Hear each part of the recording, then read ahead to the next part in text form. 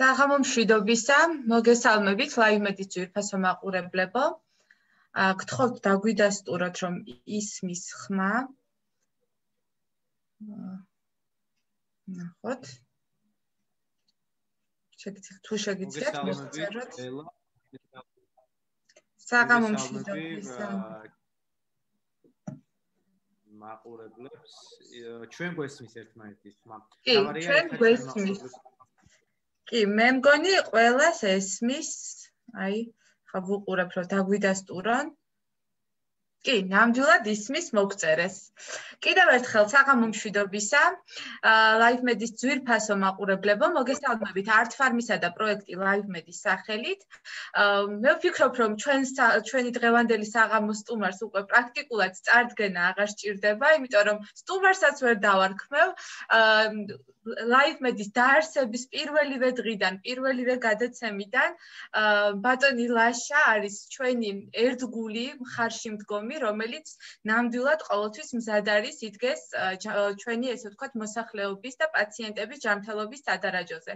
მათ კი თუ არსებობს ესეთი მაყურებელი, რომელიც ჯერ არ იცნობს ბატონ ლაშას, ვეტყვი, რომ დღევანდელი ლაივმედის სტუმარი გახლავთ მედიცინის დოქტორი, ენდოკრინოლოგი ბატონი ლაშა უჩავა, რომელსაც კიდევ და კიდევ ვეტყვი უღრმეს მადლობას იმისთვის, რომ ყოველთვის გვიჭერს მხარს და ყოველთვის არის ჩვენი საზოგადოების ჯანმრთელობის სადარაჯოზე. საღამო მშვიდობისა ლაშა. საღამო მშვიდობისა ლელა, ძალიან დიდი მადლობა ესეთი წარდგენისთვის. პირველ რიგში მივესალმები ჩვენ მაყურებლებს. ძალიან დიდი მადლობა მინდა გადაგიხადოთ თქვენ კომპანია არტ-ფარმას კიდევ ერთხელ იმისათვის, რომ მიეცით ჩემს გარდა მე და სხვა ჩემს კოლეგებს, ძალიან ბევრ ჩემ კოლეგას იმის საშუალება, რომ პანდემიის პირობებში და მაშინ, როდესაც პირველი კარანტინი გამოცხადდა, ესე ვთქვათ, პანდემიის პირობებში საქართველოში მოსახლეობას საშუალება, რომ ჩვენ მათთან გქონოდა კონტაქტი და შესაბამისად მიგვეწოდებინა ყოველი სიახლე, რაც ჩვენთვის ხდებოდა ყოველდღიურად სიახლე და დღემდე ესე გრძელდება, რისთვისაც კიდევ ერთხელ დიდი მადლობა, ვინაიდან ახალი კორონავირუსი COVID-19 ჩვენ ყველამ ვიცით, რომ ჯერ კიდე შესწავლის პროცესში არის, შესაბამისად იცვლება თითქმის ყოველდღიურად თუ არა ყოველ საათში მისი მკურნალობის პროტოკოლი, პრევენციული თვალსაზრისით ასევე მსუბუქი საშუალო და მძიმე პაციენტების მკურნალობა, ამიტომ ჩვენთვისაც ეს ესე ვთქვათ სიახლე არის, ჩვენთვისაც გამოწვევა არის ექიმებისთვის, ჩვენც ვსწავლობთ ამ ეტაპისთვის ახალ COVID-19 და ვცდილობთ, რომ თქვენი საშუალებით და თქვენ მოგვეცით ამის საშუალება, რომ ჩვენი ნასწავლი ესე ვთქვათ გაუზიაროთ ჩვენ მაყურებელსაც, რისთვისაც კიდევ ერთხელ დიდი მადლობა.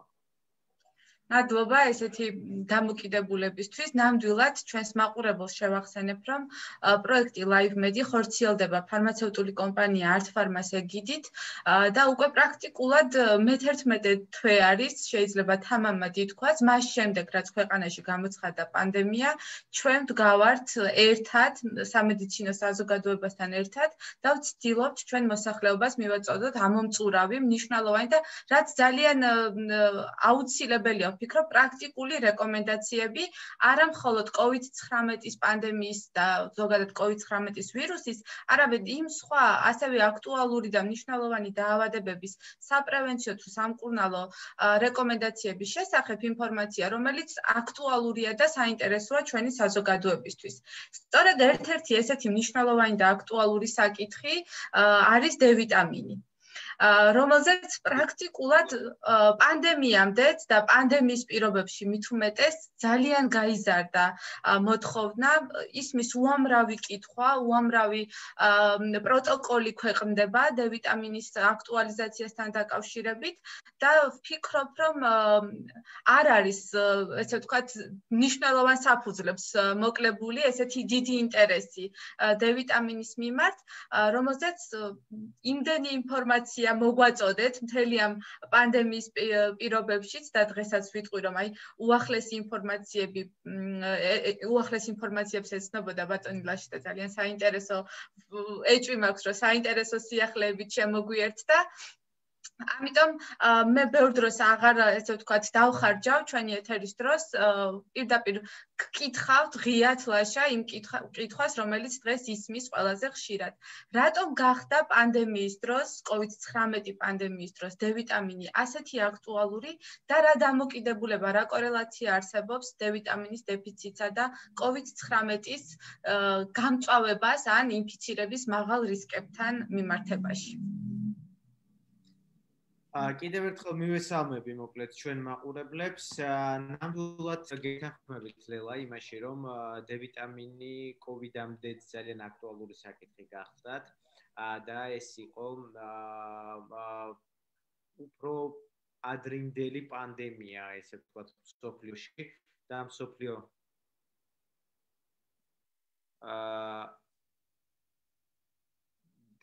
და მსოფლიო ჯანდაცვის ორგანიზაციის მიერ 2018 წელს D ვიტამინის დეფიციტი იყო მსოფლიო პანდემიად გამოცხადებული, ვინაიდან თითქმის ყოველ მეორე ადამიანს მსოფლიოში აქვს D ვიტამინის დეფიციტი.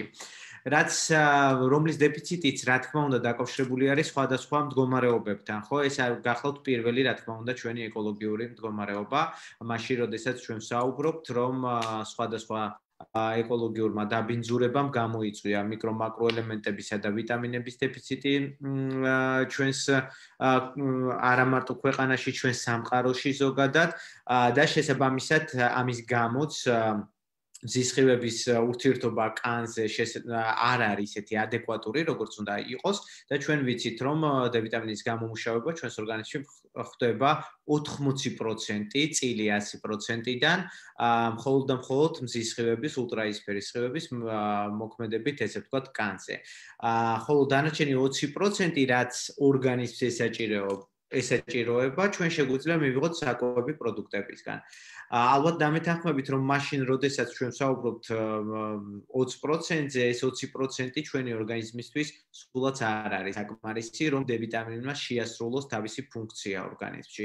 აგრეთვე რაც ძალიან საინტერესო არის, საინტერესო გახლავთ ის, რომ თუნდაც 80-იანი წლების ლიტერატურას, სამედიცინო ლიტერატურას რო გადავხედოთ, D ვიტამინის როლი მხოლოდ და მხოლოდ აღწერილი არის როგორც კალციუმის შეტანა ძვლოვან ქსოვილში და მისი დეფიციტის ერთადერთი, ესე ვთქვათ, ნიშანი გახდათ რაქიტი, ეგრეთ წოდებული, ხო?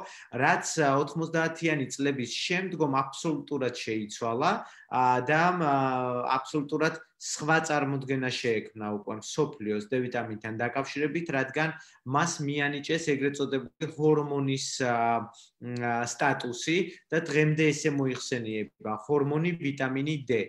რატომ? იმიტომ რომ ის მონაწილეობს თითქმის ყველა ნივთიერებათა ცვლაში ჩვენს ორგანიზმში, თითქმის ყველა უჯრედისთვის არის აუცილებელი კომპონენტი, იმიტომ რომ ორგანიზმის ცხოველმყოფელობა წარიმართოს ნორმალურად. ამიტომაც მსოფლიო მეცნიერებმა გადაწყვეტეს, რომ ძალიან ბევრი კვლევა ჩაეტარებინათ ამასთან დაკავშირებით, თუ რა შედეგები შეიძლება გამოიწვიოს D ვიტამინის დეფიციტმა ორგანიზმში. და ნანახი იქნა ძალიან საინტერესო საკითხები, მათ შორის როგორც ენდოკრინული კუთხით, ასევე ინფექციური დაავადებების კუთხით, ასევე ნერვული, ესე ვთქვათ, სისტემის განვითარების კუთხით და ძალიან ბევრი კვლევა დაიდო და არსებობს დღეს ძალიან ბევრი, ესე ვთქვათ, მტკიცებულებებზე დაყრდნობილი საფუძველი იმისა, რომ D ვიტამინის დეფიციტი იწვევს ძალიან ბევრ დარღვევას ორგანიზმში. და სულაც არ იყო განსაკვირი, პრინციპში შეიძლება ითქვას, რომ მისი კავშირი ესეთი მაღალი აღმოჩნდა აგრეთვე COVID-19-ის ინფიცირების დროს.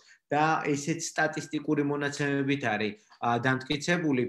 დღესდღეობით მე აქვე მინდა აღვნიშნო ის, რომ აუცილებლად რომ ზოგადად მედიცინა დღეს 21 საუკუნეში არის მხოლოდ და მხოლოდ მტკიცებულებებზე დაყრდნობით მუშაობს და შესაბამისად ტარდება უამრავი კვლევები და ეს უფრო ნათელი გახდა ესე ვთქვათ ჩვენი მოსახლეობისთვის მაშინ, როდესაც სწორედ კოვიდის ვაქცინაზე გახდა ხო საუბარი და თითქმის ყველა ფაზა ნაჩვენები იყო მედიის მიერ თუ რა ფაზებს გადის პრეპარატი ზოგადად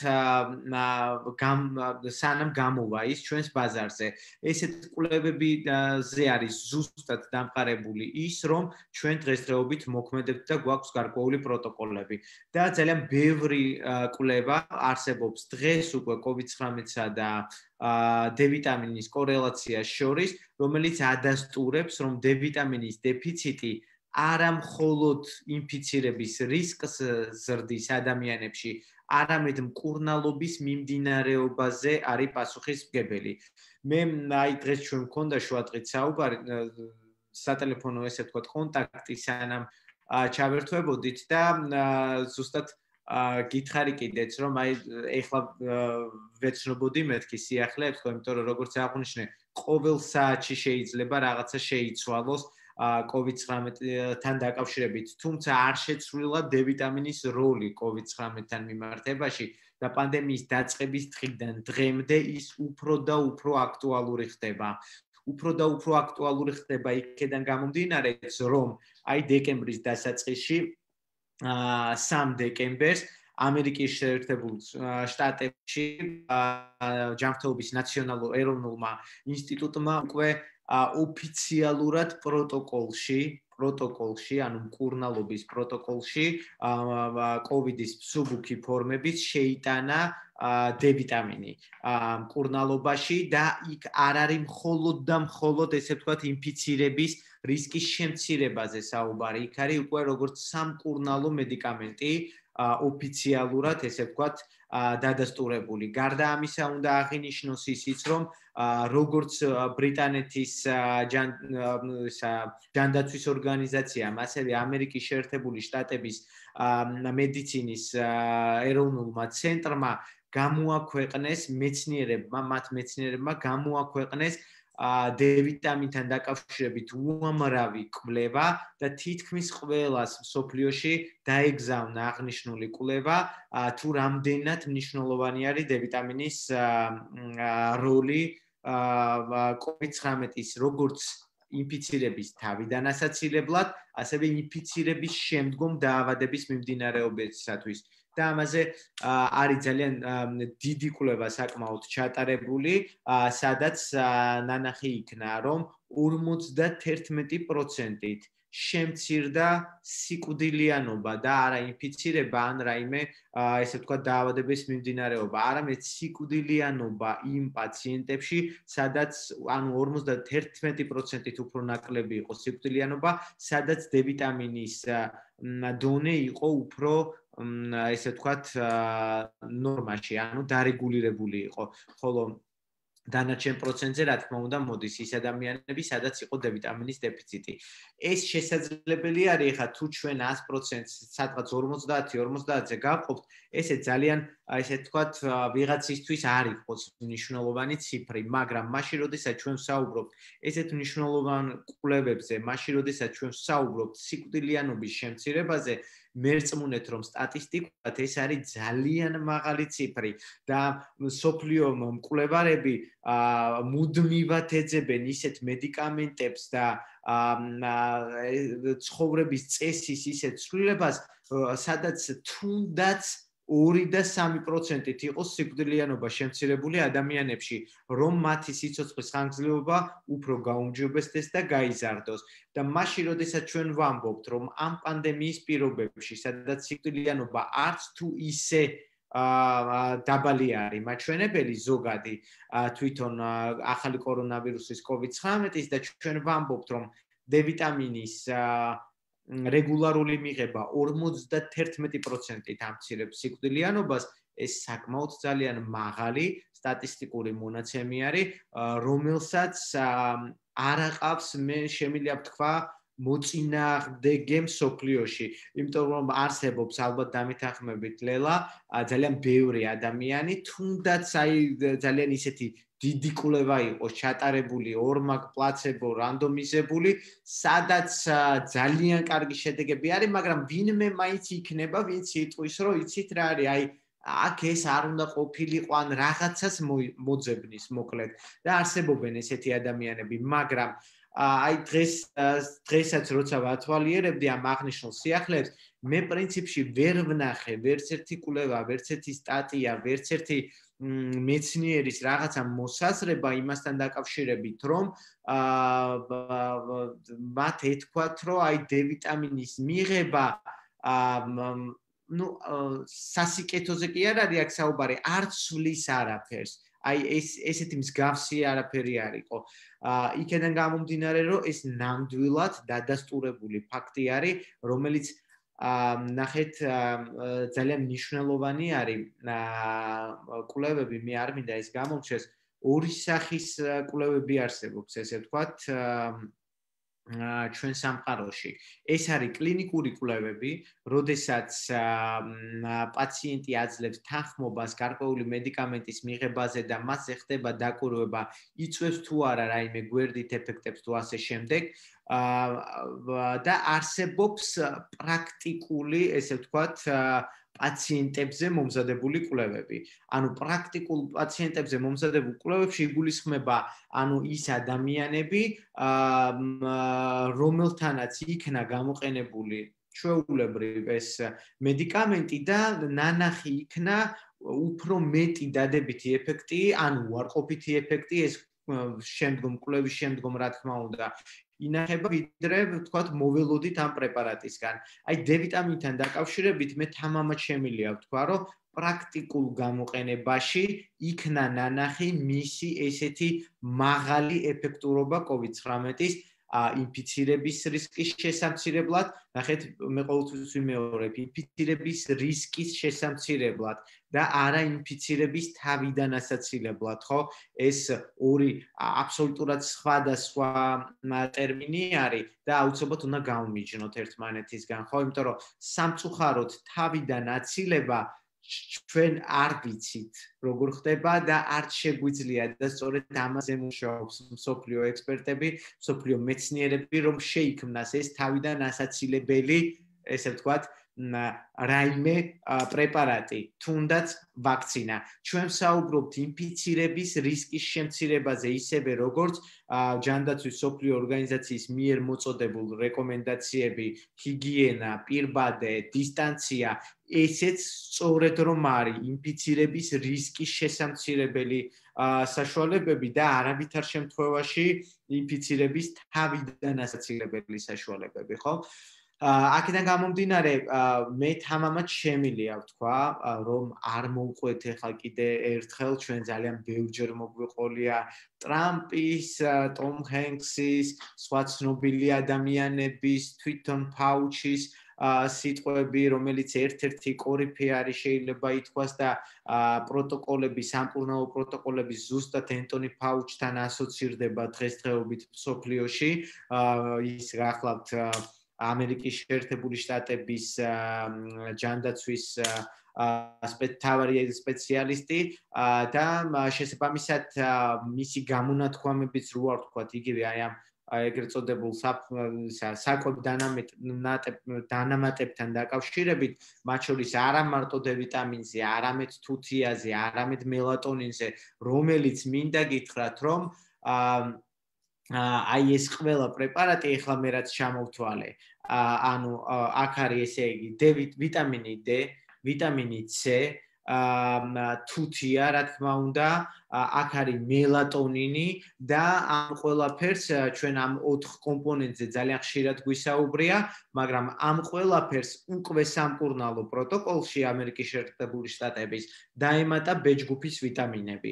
ვინაიდან ბოლო პერიოდის განმავლობაში ჩვენ ძალიან ხშირად გვსმენია ალბათ და საზოგადოებამაც ჩვენმა მაყურებელმაც იცის, რომ COVID-19-ის ესე ვთქვათ ვირუსის გამოსვლით ორგანიზმიდან არ სრულდება COVID-19 და არსებობს პოსტ-კოვიდური მდგომარეობა, რომელიც დაახლოებით 3-6 თვის განმავლობაში გრძელდება და სწორედ ამ დროსაც აუცილებელი არის აი ამ მედიკამენტების გამოყენება და ექიმის მეთვალყურეობა იმისათვის, რომ არ მოხდეს ადამიანის ჯანმრთელობის გაუარესება. და მე მინდა აღვნიშნო, რომ ძალიან ბევრი ადამიანი პროცენტულად უკვე სიმპტომატიკაში წამოვიდა ნერვული, ესე ვთქვათ, გარკვეული სიმპტომატიკა, ხო, ნევროლოგიური სიმპტომატიკა. სწორედ ამიტომაც ინახა რომ ბეჯგუფის ვიტამინებს ამ დროს აქვს ძალიან დიდი გადამწყვეტი მნიშვნელობა, როგორც პრევენციის, ასევე მკურნალობის თვალსაზრისით და აი ამ 4 დანამატთან ერთად უკვე დაემატა პროტოკოლში ბეჯგუფის ვიტამინები. მე არ ვსაუბრობ, რა თქმა უნდა, იმ სხვა ძირითად პრეპარატებზე, რომელიც პროტოკოლით არის როგორც მკურნალობა გათვალისწინებული და აქ არ უნდა შეგვექმნას რაღაცა ისეთი სურათი, რომ მხოლოდ აი ამ საკვები დანამატების პროტოკოლზე არის საუბარი. არა, არის ძირითადი სამკურნალო პრეპარატები, რომელთაც ჩვენ სამედიცინო სფეროს წარმომადგენლები შეგნებულად არ ვასახელებთ. ვინაიდან ჩვენ ვიცით, რომ საქართველოში ძალიან პოპულარული და გავრცელებული არის მედიკამენტების თვითნებურად შეძენა, შესყიდვა, დალევა, ნათესავის რჩევით, ბიძაშვილის რჩევით თუ ასე შემდეგ. აქედან გამომდინარე, სწორედ ამიტომ ჩვენ თავს ვიკავებთ აი ამ პრეპარატების და აი ეს დანარჩენი 5 პრეპარატი, ანუ დანამატი, რომელზეც ჩვენ ვსაუბრობთ, რომელიც ასევე სამკურნალო პროტოკოლში არის შეტანილი, რაც მინდა გითხრათ, რომ ძალიან ისეთი არის საინტერესო ფაქტი არის, იმიტომ რომ თვითონ აი ეს დანამატები, როგორც პრეპარატები, ისე არც არიან დარეგისტრირებული მსოფლიოში. ეს არის ჩვეულებრივი საკვები დანამატები, რაც FDA-ის მიერაც ხშირ შემთხვევაში არ არის ეპრუალის ან დამტკიცებული, უფლება მიცემული, მოკლედ, როგორც პრეპარატის რეგისტრაცია და გარდა ამისა, სამკურნალო პროტოკოლებში არ ხდება ხოლმე საერთოდ მსგავსი დანამატების მოთავსება, მაგრამ ეს გახდათ ის მომენტი, ახალი კორონავირუსი COVID-19, სადაც ოფიციალურ პროტოკოლებში გაწერილი არის აღნიშნული, ესე ვთქვათ, დანამატები, რაც ძალიან საინტერესო არის, რა თქმა უნდა, ჩვენთვისაც. ამიტომ მე არ დავიწყებ საუბარს ლელა იმაზე, იმიტომ რომ მე ვფიქრობ, რომ საზოგადოებისთვის ალბათ ბიოქიმიური რაღაც ელემენტების შეტანა ჩვენ საუბარში ძალიან არასაინტერესო იქნება. მე ესე ვფიქრობ, იმიტომ რომ ეს მექანიზმები მათთვის არც თუ ისე საინტერესო არის. მათთვის საინტერესო არის შედეგი.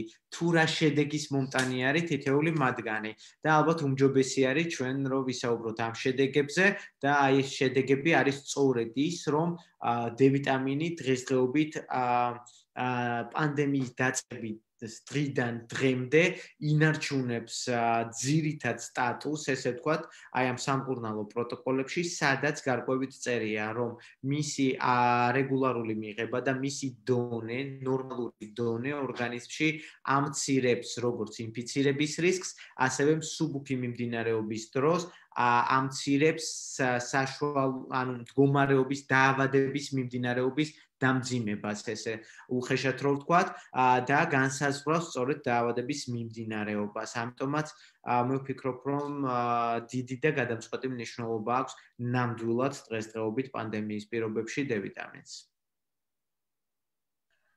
ძალიან დიდი მადლობა, ლაშა, ძალიან საინტერესოა. ლაშა, ახსენეთ თქვენ, რომ რეალურად COVID-19-მა დაგვანახა, ესე ვთქვათ, ამ მიკრო და მაკრონუტრიენტების, განსაკუთრებით D-ვიტამინის საჭიროება და ძალიან ხშირად ისმის ზუსტად კითხვა პანდემიის მდგომარეობაში, როდესაც ადამიანებს, ვთქვათ, აქვთ შიში, არის გარკვეული შეზღუდვები, ხო, იგივე ტრანსპორტთან დაკავშირებით და გაძნელებულია ზოგჯერ კლინიკამდე მისვლა, ვთქვათ, არსებობს სხვადასხვა სხვადასხვა ხელშემშლელი ფაქტორები, ისმის კითხვა, რამდენად შეუძლიათ ადამიანებს მოახდინონ, ესე ვთქვათ, მიიღონ თვითნებურად რეკომენდაციის გარეშე და რა ზომები უნდა დაიცვან, რას უნდა მიაქციონ ყურადღება მაშინ, როდესაც ჩვენ გვსურს მოვახდინოთ, ვთქვათ, საპრევენციოდ დ-ვიტამინის მიღება. და აქვე გკითხავ, მაგრამ რადგანაც პოსტკოვიდური მდგომარეობაც ახსენე, რომელიც ნამდვილად დაახლოებით 3-დან 6 თვემდე შესაძლოა გაგრძელდეს, აი მთელი ამ პერიოდის განმავლობაშიც არის შესაძლებელი, რომ მივიღოთ, თქვა, იგივე საპროფილაქტიკო დოზით დ-ვიტამინი. ანუ რამდენი ხანი შეიძლება მოხდეს მისი მიღება. დიახლა ძალიან აქტუალური კითხვა არის და ძალიან საინტერესო იქიდან გამომდინარე, რომ ხშირ შემთხვევაში ისმევა ნამდვილად კითხვა, რა რაოდენობით უნდა მივიღოთ, როდის უნდა მივიღოთ და თუ შეიძლება თვითნებურად მიღება. ჩვენ ძალიან ბევრჯერ გვისაუბრია თვითონ დ-ვიტამინის ფუნქციაზე ჩვენს ორგანიზმში და მის მიღების წესებზე და ასევე ძალიან ბევრჯერ გვითხოვს ისიც, რომ მისი დიდი რაოდენობით მიღება არ არის რეკომენდებული, ანუ დიდი დოზებით მიღება, ვინაიდან ის არის ერთ-ერთი ვიტამინი, ავიტამინთან ერთად, რომელმაც შესაძლებელია გამოიწვიოს ინტოქსიკაცია ჩვენს ორგანიზმში. თუმცა ესეთი დიდი დოზირებები საქართველოში არც მოიპოვება ესე ერთჯერადად დასალევად, ძალიან ბევრი, მაგრამ გარდა ამისა, რომ მოვინდომოთ, აი ძალიან უნდა მოვინდომოთ, რომ ჩვენ დ-ვიტამინით ინტოქსიკაცია მივიღოთ. ეხლა რაც შეეხება თვითონ აი ამ პრევენციას და პროფილაქტიკურ დოზებს, ხო? პროფილაქტიკური დოზები ეს გახლავთ ასაკობრივად სხვადასხვა, რა თქმა უნდა, ძალიან დიდი ინსულინის დოზა უნდა მივწერო რეანიმაციაში მყოფ პაციენტს და გაფრთხილებული მყავდა, რომ SMS-ი უნდა მოეწერა, რადგან ჩართვა მქონდა ძალიან დიდი ბოდიში. რა თქმა უნდა, ეს კიდევ ერთხელ ადასტურებს, რომ მართლა 24/7-ზე იმყოფებით თქვენი პაციენტების ჯანმრთელობის სადარაჯოზე და ყველგან და ყოველთვის პასუხობთ. ამაზე ნამდვილად შემიძლია გულწრფელად თქვა, რომ ყოველთვის პასუხობს ბატონი ლაშა ყველა კითხვას. და ყოველთვის გულდასმით ეცნობა იმ კითხვებს, რომლებსაც თქვენ გვიგზავნით ხოლმე. ალბათ ამიტომ არის ესეთი ინტერესიც. ძალიან ბევრი კითხვებია დღესაც შემოსული.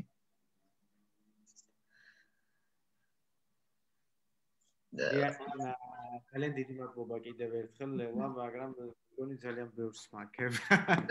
არა, ვიცი რა არის ეს ნამდვილია, ეხლა რეალურად რო შევხედოთ, უამრავი კითხვა, აი ესეთი ამობეჭდილი სახით მოვიტანე, ყველა კითხვა რომ რომელიმე არ გამოგჩეს, რომ მოუთმენლად ელოდებიან ამ კითხვებზე პასუხს.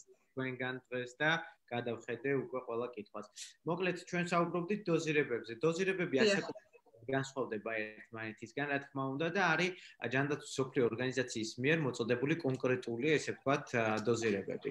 საპროფილაქტიკო დოზას რაც შეეხება ბავშვთა ასაკში, ანუ ეს იგულისხმება დაახლოებით 12 წლამდე, ეს გახლავთ 400-800 საერთაშორისო ერთეული.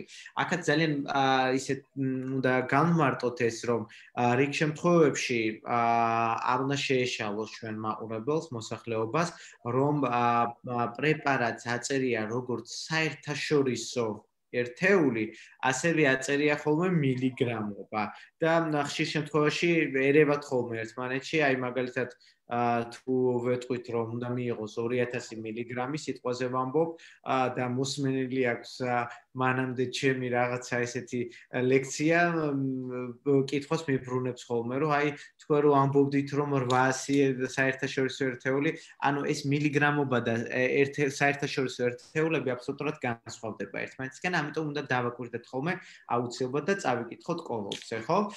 ან ამიტომ არის ძალიან მარტივი, მაგალითად იგივე ვიტაფეროლის გამოყენება და მოხმარება, იმიტომ რომ ვიცით და გარკვევით აწერია, რომ ერთი წვეთი შეიცავს 400 საერთაშორისო ერთეულს. და შესაბამისად ჩვენ არც შეგვეშლება, არც აგვერევა მისი მიღება და უფრო მარტივი იქნება, ხო? მაგალითად, ანუ როგორც აღვნიშნეთ, ბავშვებისთვის 12 წლამდე ეს არის 400-800 საერთაშორისო ერთეული. ეს ასევე განისაზღვრება კიდე ასაკობრივი მომენტები, მათ შორის კიდე ასაკობრივი ჯგუფები. ხოლო 12 წლის ზემოთ უკვე ესე გახლავთ 800-1200 საერთაშორისო ერთეული. აქ საუბარი არის საპროფილაქტიკო დოზებზე, დოზები, რომელიც ყოველდღიურად არის საჭირო ჩვენი ორგანიზმისათვის და ყოველდღიურად მოიხმარს ამას ჩვენი ორგანიზმი. და შესაბამისად, ესე ვთქვათ, საპროფილაქტიკო დოზაც თუ ჩვენ არ გვაქვს იმის საშუალება, რომ გავიკეთოთ D ვიტამინის განსაზღვრა სისხლში, საპროფილაქტიკო დოზა არ ნიშნავს იმას, რომ ჩვენ ამით რაიმეს ვავნებთ ორგანიზმს. პირიქით, საპროფილაქტიკო დოზა ნიშნავს იმას, რომ ჩვენ ორგანიზმში კი არ ავიმაღლებთ D ვიტამინს, მაგრამ რა რაოდენობაც სჭირდება ჩვენს ორგანიზმს, იმ რაოდენობას ვაწვდით, თუმცა დეფიციტში მუდმივად დავრჩებით, მაგრამ დეფიციტში დავრჩებით ისე რომ ყოველდღიური გამოყენება ექნება ჩვენს ორგანიზმს და კიდევ უფრო დეფიციტში არ წავალთ. მაგრამ თუ ჩვენ საუბრობთ სამკურნალო დოზებზე, რომელიც აუცილებლად ისაზღვრება ექიმის სპეციალისტის მიერ და აუცილებლად ექიმის სპეციალისტი ამას საზღვრავს უკვე D ვიტამინის განსაზღვრით სისხლში, რა თქმა უნდა, აქ უკვე იცვლება დოზირებები და შესაძლებელია არა ვთქვათ 800-1200 საერთაშორისო ერთეული, არამედ იყოს 1600 საერთაშორისო ერთეულიც, 2000-იც, 2400-იც და ასე შემდეგ. იქედან გამომდინარე, უკმარისობა არის თუ დეფიციტი D ვიტამინის ორგანიზმში.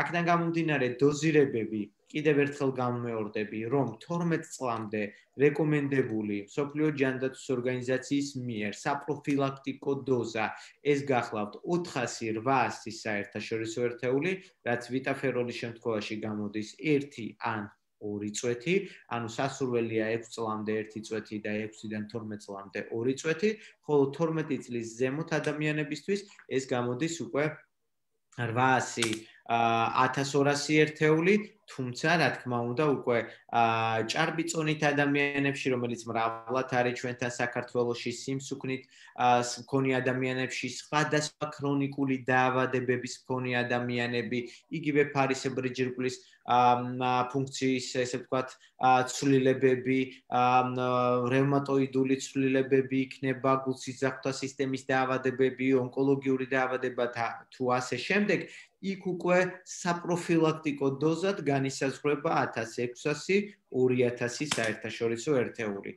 და საერთოდაც აი დღეს, როდესაც ვეცნობოდე აი ამ ახალ პროტოკოლს, მსუბუქი ფორმის COVID-ის მსუბუქი ფორმის მკურნალობაში ჩასმული არის 4000 საერთაშორისო ერთეული. ანუ გაზარდეს დოზა. ანუ გაზრდილი არის დოზა მკურნალობის პერიოდში და არა, ესე ვთქვათ, ინფიცირების რისკის შესამცირებლად, არამედ უკვე დადასტურებული COVID-19-ის პირობებში. თუმცა ასევე ძალიან მნიშვნელოვანი არის პოსტკოვიდური მდგომარეობაც, რომელიც ბოლო პერიოდის განმავლობაში ბევრად უფრო აქტუალური გახდა, იქედან გამომდინარე, რომ დაგროვდა მსგავსი პაციენტები, ანუ გამოჯანმრთელდა უამრავი ადამიანი ვირუსისგან, თუმცა პოსტკოვიდურად მათ აღენიშნებათ გარკვეული სიმპტომატიკა. ეს ძირითადი სიმპტომატიკა გახლავთ, რა თქმა უნდა, ფსიქოემოციური სტატუსი, კუნთოვანი სისუსტე, დაღლილობა, ხშირ შემთხვევაში დაბალი ტემპერატურა, ან ჰიპოთერმია, რომელიც 35 და 5 გულისხმობს, ან შესაძლებელია იყოს სუბფებრილიტეტი, ანუ 27 და 3 პერიოდულად, თუმცა არც ერთი მათგანი სპეციფიურ მკურნალობას არ საჭიროებს გარდა დიდი რაოდენობით სითხეებისა.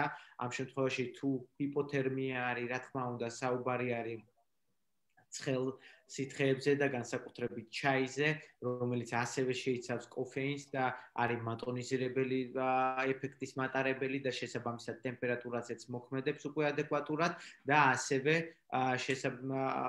მაშინ როდესაც საუბარი არის სუბფებრილიტეტზე, ანუ 37-37 ტემპერატურაზე, რა თქმა უნდა, აქაც შესაბამისად განიხილება დიდი რაოდენობით სითხეები, იმისათვის რომ ორგანიზმში, ესე ვთქვათ, განეიტრალებული იყოს ეს ტემპერატურა. გარდა ამისა, პოსტკოვიდურ პერიოდში აუცილებელი არის ჩვენი ორგანიზმის გამართული ნორმალური ფუნქციონირება. რაც გულისხმობს იმას, რომ ორგანიზმს უნდა შეეძლოს ნორმალურად და კარგად გამკლავება სხვადასხვა ვირუსებისა და ბაქტერიებისა, რომელიც არსებობს COVID-19-ის გარდა ჩვენს გარემოში, გარდა ამისა, შრომის უნარიანობა კონდეს დაბრუნებული, ბუნება განწყობა უფრო გაუმჯობესებული, თმის, კანის და ფრჩხილის სტრუქტურა უფრო უმჯობესი და ასე შემდეგ, ხომ? ამიტომაც სწორედ პოსტკოვიდურ პერიოდში არსებობს ასევე გარკვეული მედიკამენტები, რომლებიც აუცილებელი არის, რომ გავაგრძელოთ. აი ამ შემთხვევაში უკვე C ვიტამინის გამოკლებით, ხო? თუ ჩვენ ვსაუბრობთ ესე ვთქვათ, პრე, ანუ ინფიცირების რისკის შესამცირებელ პრეპარატებზე და თუ ჩვენ ვსაუბრობთ მკურნალობის პერიოდში პრეპარატებზე, რომ ეს არის C ვიტამინი, თუთია, D ვიტამინი, B-ჯგუფის ვიტამინები და მელატონინი, აი პოსტკოვიდურ პერიოდში რჩება C ვიტამინის გარდა დანარჩენი 4 პრეპარატი. ეს გახლავთ D ვიტამინი, თუთია, B-ჯგუფის ვიტამინები და მელატონინი. ვინაიდან D ვიტამინი მოქმედებს ჩვენ როგორც ვიცით და ვთქვით უკვე იმუნურ სისტემაზე, იმუნური სისტემის გამართულ მუშაობაზე, გარდა ამისა გუნება-განწყობის შენარჩუნებაზე, გუნება-განწყობის ამაღლებაზე, კუნთოვანი ქსოვილის და ძლოვანი სტრუქტურის გამართულ მუშაობაზე და გარდა ამისა D ვიტამინი პასუხისმგებელი არის ზოგადად ჩვენს მეტაბოლიზმის სიჩქარეზე. პლუს თუთია, რაც მნიშვნელოვანი კომპონენტი არის და თუთიაზე მე მინდა ისეთ მაინც მიუხედავად იმისა, რომ D ვიტამინზე ვსაუბრობთ, მოკლე მონახაზი გავაკეთო, იმდენად მნიშვნელოვანი და ჩემთვის საყვარელი მიკროელემენტი არის, ესე ვთქვათ, COVID-19-მდეც ესე გახდათ, ვინაიდან მისი ფუნქცია ძალიან მნიშვნელოვანი არის ჩვენს ორგანიზმში და დადგენილი იყო დიდი ხნის განმავლობაში ძალიან ბევრი კვლევებით, რომ თუთიას აქვს დადებითი ეფექტი რესპირატორული, ანუ სასუნთქი გზების, ანთებითი პროცესების მართვის დროს, იმისათვის, რომ შემცირდეს ინფექციის გავრცელება ორგანიზმში, თუმცა გარდა ამისა თუთიას აქვს ძალიან დიდი ეფექტი იმუნური სისტემის გამართული მუშაობისათვის და მე გარკვეულ ტერმინებს ესე ვთქვათ გამოვიყენებ სამედიცინოს, ვინაიდან იმდენად გათვითცნობიერებული არის უკვე ჩვენი საზოგადოება ამ ყველაფერში, მე დარწმუნებული ვარ ეს ტერმინებიც იცის და ესეთი ერთ-ერთი ტერმინი გახლავთ ციტოკინური შტორმი, ხო? ციტოკინური შტორმი, რომელზეც ძალიან ბევრი საუბრობს უკვე ბოლო პერიოდში და რომელიც არის ერთ-ერთი ესე ვთქვათ მდგომარეობის დამამძიმებელი ეფექტი ორგანიზმისგან გამოწვეული, ხო? მაშინ, როდესაც არასწორად, არაგამართულად მუშაობს ჩვენი იმუნური სისტემა და გარდა COVID-19-ის ეს ციტოკინური შტორმი ნიშნავს იმას, რომ ძალიან დიდი რაოდენობით გამოიყოფა სხვა ანტისხეულებიც, მიკრო-მაკროფაგები და ასე შემდეგ, ანუ არეულად მუშაობს, ესე ვთქვათ, ჩვენი იმუნური სისტემა, რომელიც ებრძვის სხვა, ესე ვთქვათ, ორგანოთა სისტემებსაც კი ჩვენს ორგანიზმში. და აი თუთიას გააჩნია სწორედ აი ამ გენერლის რაღაცა ნიშან-თვისება, რომ მისცეს მიმართულება და ეს ციტოკინური შტორმი იყოს დაქვეითებული ჩვენს ორგანიზმში, რაც COVID-19-ის დროს ძალიან მნიშვნელოვანი არის. ნუ თუთია ასევე მინდა აღვნიშნო, რომ მე რატომაც მიყვარდა COVID-19-მდე, გახსდათ ის, რომ ის პასუხისმგებელი არის ორგანიზმში ნახშირწყლოვან ცვლაზე და ის შედის ინსულინის კრისტალებში და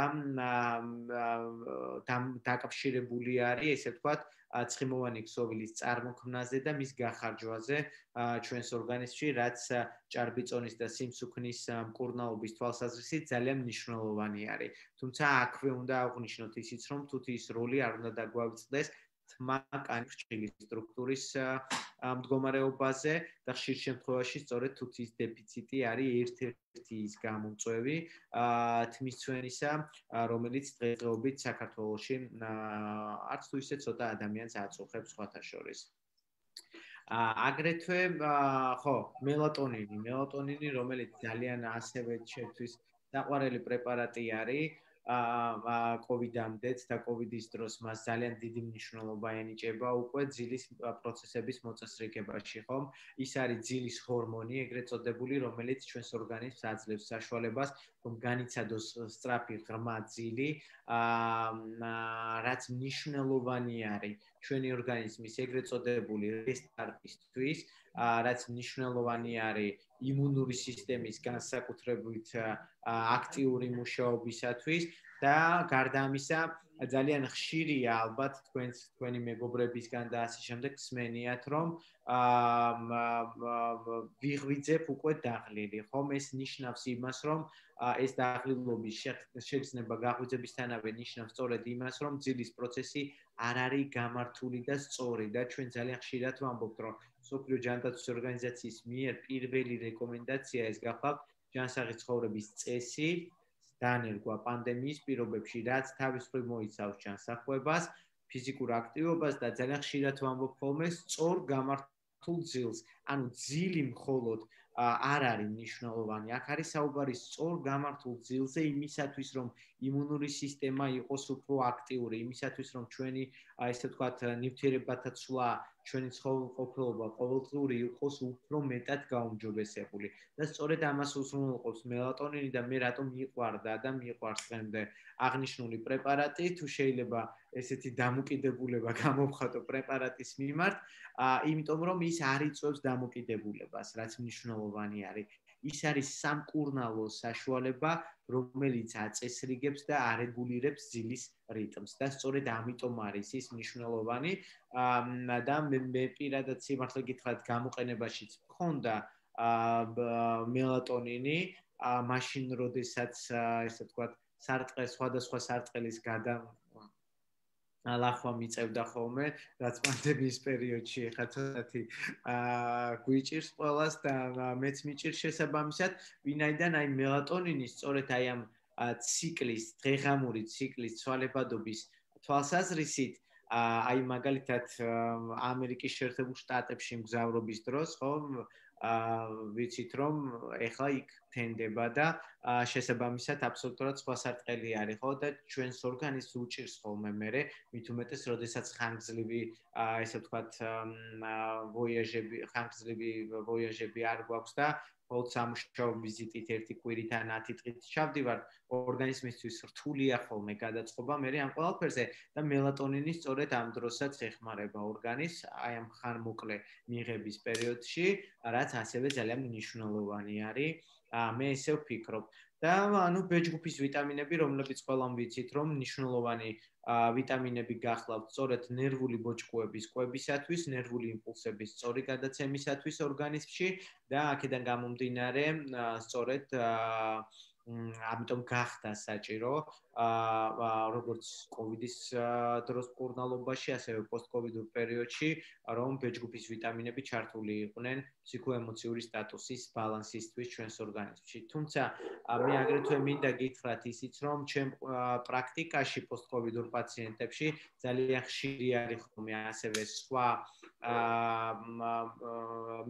მაკროელემენტების დეფიციტიც, რომელიც იწვევს აგრეთვე გარკვეულ ჩივილებს, მაგალითად გულის აჩქარებას, ან გულის კუნთის არაგამართულ მუშაობას, კუნთოვანი ქსოვილის, ესე ვთქვათ, ტონუსის ცვლილებებს და ასე შემდეგ და ძირითად შემთხვევაში ეს გახლავთ კალიუმი და მაგნიუმი, რომელსაც ასევე გადამწყვეტი მნიშვნელობა აქვს ჩვენი როგორც ჩონჩხის კუნთის, ასევე გულის კუნთის გამართული მუშაობის და შესაბამისად მე ამიტომაც ვურჩევ ხოლმე ყოველთვის პაციენტებს, რომ მაინც არ არის რეკომენდებული, რომ თვითნებურად რაღაცებს გამიგონოთ.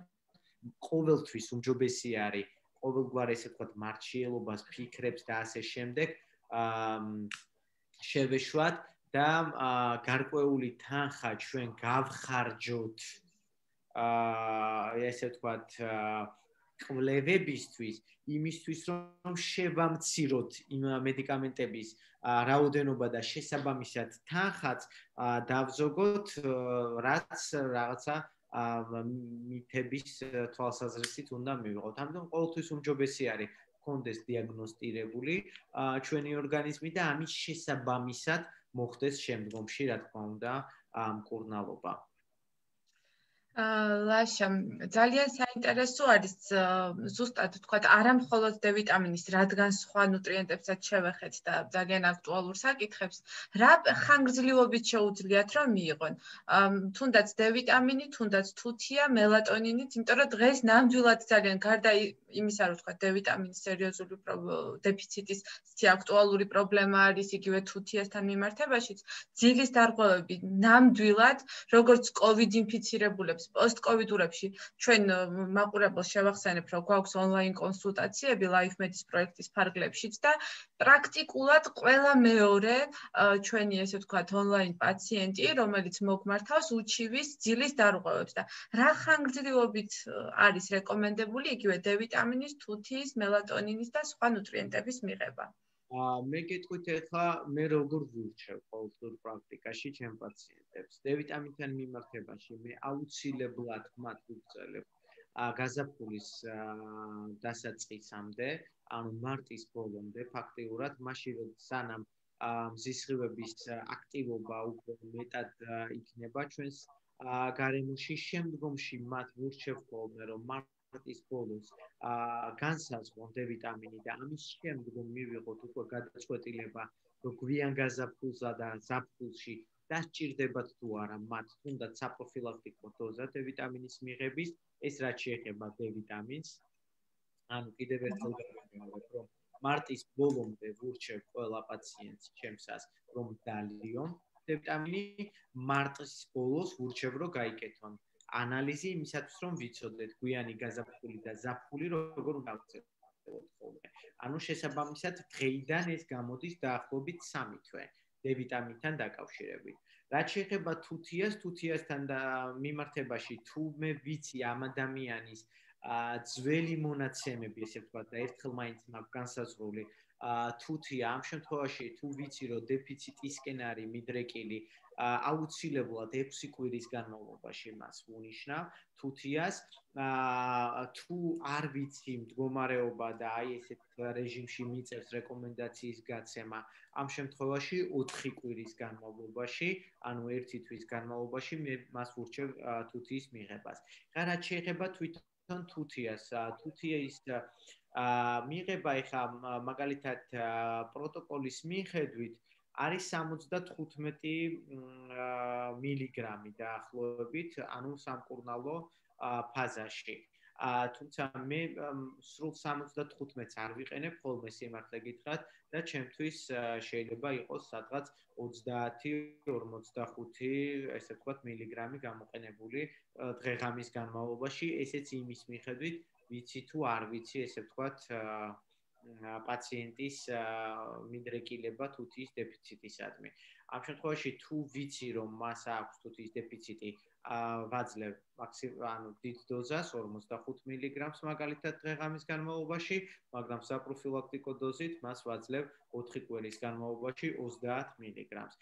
მაგრამ ასევე მინდა აქვე კიდე ერთხელ აღვნიშნო და დღეს აღნიშნულ ფაქტს მე პირადად წავაწყდი, რომ გარდა იმისა, რომ ადამიანებში არის თუთიის დეფიციტი საფრთხე ქოქსელებშიც არის თუთიის დეფიციტი რაც ძალიან გულდასაწყვეტი არის რა თქმა უნდა აქვე გაგახარებ ლაშაში ბატონო ლაშა თქვენც გაგახარებთ მოკლედ ჩვენს მაყურებელსაც ნამდვილად მცირე პერიოდით იყო ცინკევალინთან მიმართებაში მივხვდით თქვენს კომენტარს ცინკევალინთან დაკავშირებით ნამდვილად იყო იმიტომ რომ აი ზუსტად თქვენ წინა ლაივზეც ახსენეთ რომ ჩვენთან როგორც წესი უყვართ ბევრი ერთად შეძენა მომარაგება ნამდვილად და ნამდვილად ისე მოხდა რომ პრაქტიკულად აღარ დარჩა საკმარისი რაოდენობა დღეისათვის უკვე შემოსულია საქართველოში იცით ყველამ რომ ეს ევროპული ბრენდია შესაბამისად მცირე პერიოდი დაგჭირდა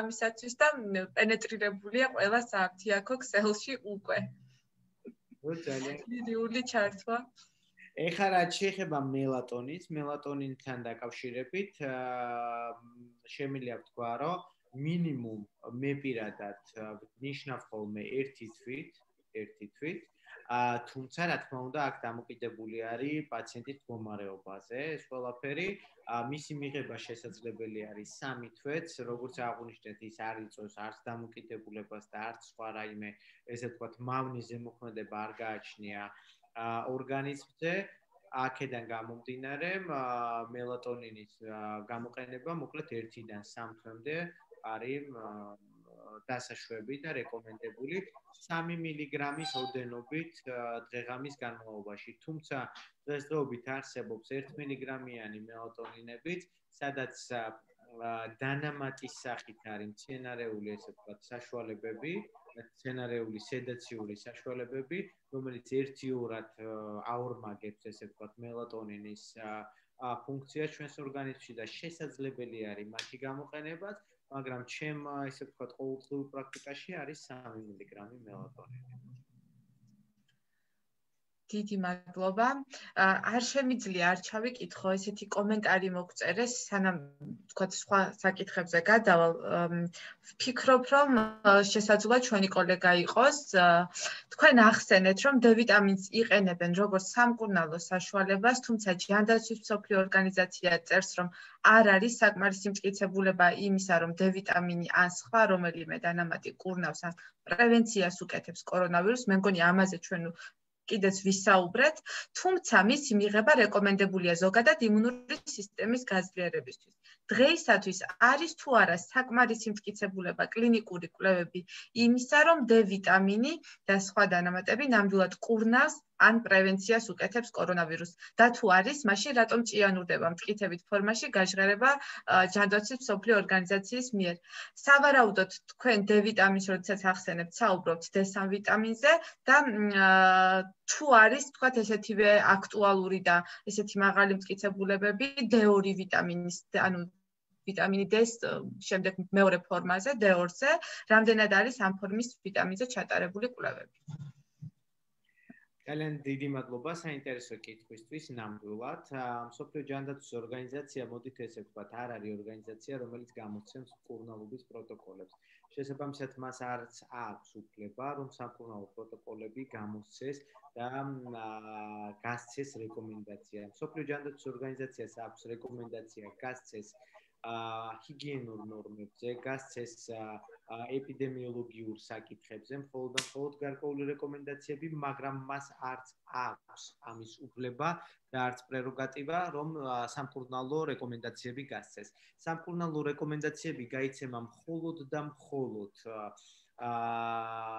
ესე ვთქვათ, ექსპერტების მხრიდან, რომლებიც გაერთიანებულები არიან სხვადასხვა სამედიცინო საზოგადოებებში და სწორედ ეს სამედიცინო საზოგადოებები გასცემს სამკურნალო რეკომენდაციებს. მაგალითად, ესეთი არის ენდოკრინოლოგიაში და კონკრეტულად დიაბეტოლოგიაში ამერიკის დიაბეტთა ასოციაცია, ევროპის დიაბეტთა ასოციაცია არსებობს, ამერიკული დიაბეტის შემსწავლელი ასოციაციის და ევროპის დიაბეტის შემსწავლელი ასოციაციის სამკურნალო პროტოკოლები, გაიდლაინების კონსენსუსი, სადაც გაერთიანებული არის გარკვეული მოსაზრებები. ამ შემთხვევაში ჯანდაცვის მსოფლიო ორგანიზაცია კიდევ ერთხელ ვიმეორებ, რომ არ გასცემს მსგავსი ტიპის რეკომენდაციებს. მსგავსი ტიპის რეკომენდაციები გაცემული არის სხვადასხვა სამედიცინო საზოგადოების მიმართ, სადაც სწორედ რომ მტკიცებულებებზე დაყრდნობით მათ აქვს სტატისტიკური მონაცემები და მტკიცებულებები ეს გახლავთ სწორედ რომ ციფრები და სტატისტიკა, სადაც ნაჩვენები არის რომ D ვიტამინის როლი, როგორც ინფიცირების რისკის შესამცირებლად, ასევე მკურნალობის თვალსაზრისით არის, ესე ვთქვათ, მნიშვნელოვანი საკითხი. მე სავარაუდოდ კომენტარის, ესე ვთქვათ, კითხვის შინაარსით გარდა იმისა, რომ ჯანდაცვის მსოფლიო ორგანიზაციის რეკომენდაციას გულისხმობდა ავტორი, ამ შემთხვევაში ვფიქრობ და ვგონებ იმას, რომ მას აქვს წაკითხული მეიოს კლინიკის დასკვნა აღნიშნულ საკითხთან დაკავშირებით, სადაც ის წერს, რომ მეიოს კლინიკას ჩვენ ვიცით, რომ აქვს საკუთარი პროტოკოლები მკურნალობის თვალსაზრისით და ბევრი სხვა მსოფლიო კლინიკა შემდგომში სარგებლობს აღნიშნული პროტოკოლები და დღეს, როდესაც ვეცნობოდი მე აღნიშნულ პროტოკოლებს, სწორედ იქ წავაწყდი მეიოს კლინიკის პროტოკოლს, რომელიც დამახსოვრებული მაქვს სხვათა შორის უფრო კარგად გასაცნობა შემდგომში იმისათვის რომ მქონოდა რაღაცა ინფორმაცია აღნიშნულთან დაკავშირებით რომ სწორედ მეიოს კლინიკა წერს იმას რომ D ვიტამინი და არც სხვა დანამატები, საკვები დანამატები არ მოისაზრება, ანუ მას აქვს ჩამოთვლილი მოკლედ გარკვეული მითები კორონავირუსთან დაკავშირებით. პირველი ეს გახლავთ პნევმოკოკის ვაქცინა, რომელსაც მეც აბსოლუტურად ვეთანხმები და იქ მოკლედ სხვადასხვა მითები არის ჩამოთვლილი და აგრეთვე ერთ-ერთ ბოლო მითად წერია ის, რომ თითქოს კოვიდის მკურნალობაში გამოიყენება ესე ვთქვათ, ვიტამინი თუთია და სხვა ტიპის დანამატებიო და ეს აქვს მითებში მიწერილი და ჩვენ აქვე კიდევ ერთხელ უნდა აღნიშნოთ და განმარტოთ, რომ ჩვენ და მე ლაივის დასაწყისშიც აღნიშნე ეს ჩვენ მაშინ, როდესაც ვსაუბრობთ პროტოკოლზე D ვიტამინის, თუთიის, მელატონინის, C ვიტამინის არსებობის და B ჯგუფის ვიტამინის არსებობის მკურნალობაში ვსაუბრობთ როგორც ინფიცირების რისკის შესამცირებლად და არა თავიდან ასაცილებლად, ასევე მსუბუქი ფორმის მკურნალობისათვის. აქ ჩვენ არ ვსაუბრობთ, რა თქმა უნდა, საშუალო და მძიმე ფორმის COVID-19-ზე, სადაც აი ამ დანამატების გარდა იმდენი პრეპარატები არის პროტოკოლში ჩასმული, რომ ამ დანამატების ადგილი ნამდვილად არსად არჩება. მაგრამ მსუბუქი ფორმის დროს ის არის სამკურნალო პროტოკოლში ნამდვილად ჩასმული. მე მგონი ძალიან ამომწურავი პასუხი მივაწოდეთ დაინტერესებულ პირს. ძალიან ბევრი კითხვები შემოდის და ვფიქრობ, რომ უმჯობესია ჩვენს მაყურებელს ვუპასუხოთ ახლა უკვე ამ ეტაპზე. ვეცდებით, რა თქმა უნდა, ყველა აქტუალურ კითხვას გავცეთ პასუხი, მაგრამ აქვე მაყურებელსაც ვეტყვი, რომ გარკვეულ შეჯამებებსაც გავაკეთებთ, იმიტომ რომ აი პირობითად რომ ავიღოთ, ძალიან ბევრი კითხვა D ვიტამინის დეფიციტი ვლინდება თუ არა თმის წვენით, კანის სიმშრალით, ოფლიანობით და ესეთი კონკრეტული მონახაზი რომ გავაკეთოთ, ძირითადად რომელი სიმპტომების, ესე ვთქვათ, გამოვლინება უკავშირდება D ვიტამინის დეფიციტს. ისევე ზოგადად ნებისმიერი ესე ვთქვათ, მდგომარეობა არის ყოველთვის ინდივიდუალური თითოეული ადამიანისათვის. შესაბამისად, აქედან შესაძლებელი არის კლასიკურად აღწერილი იყოს D ვიტამინის დეფიციტის გარკვეული მაგრამ ეს კლასიკა არ შეესაბამებოდეს რომელიმე ადამიანის, ესე ვთქვათ, შეგრძნებებს და ჩივილებს. თუმცა, რა თქმა უნდა, ის ჩივილები, რაც თქვენ ჩამოთვალეთ, რელა ეს არის თმის წვენა, ოფლიანობა, კანის სიმშრალე, თმის სტრუქტურის გაუხეშება, კანის სტრუქტურის გაუხეშება, ასევე ხშირი გაციება, ავადობა სხვათა შორის, მოთენთილობა დღის განმავლობაში, უძალობა, სუნთქვითი, ესე ვთქვათ, პრობლემები, ეს ყველაფერი დაკავშირებულია ნამდვილად D ვიტამინის დეფიციტთან, თუმცა კიდევ ერთხელ ვიმეორებ, აღნიშნული სიმპტომატიკიდან, იმიტომ რომ საქართველოში ძალიან ხშირად უყვართ ხოლმე, ესე ვთქვათ, რაღაცა კლასიკური ჩივილების გამოყენება, იმიტომ რომ ხშირ შემთხვევაში მაშინ როცა მოდის პაციენტი და ვუსვამებ კითხვას, რომ აი რა გაქვთ ჩივილი, რა გაწუხებთ და ის იწყებს ყოველთვის საუბარს, რომ აი იცით რა არის, მე როდესაც წავიკითხეთ ჩიყვის ჩივილები, იქ ეწერა, რომ ეს ყოველთვის მორგებული არიან შემდგომ თითქოს აი ამ კლასიკურ ჩივილებზე, მაგრამ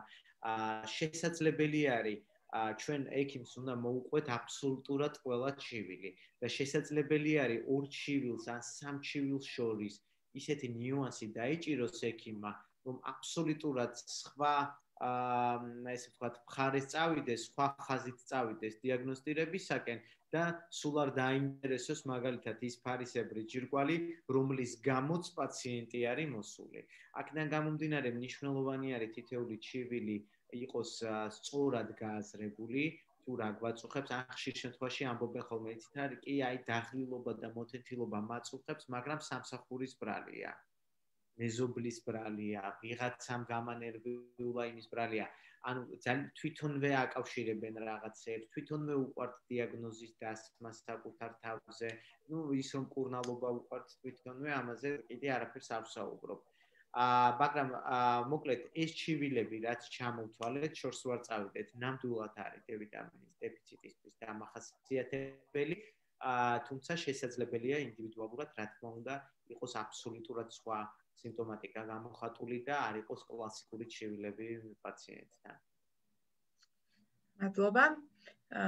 რომელი დასახელების D ვიტამინს გაუწევთ რეკომენდაციას 12 წლის ბავშვისთვის და მოზრდილისთვის არის ვეკითხებიან.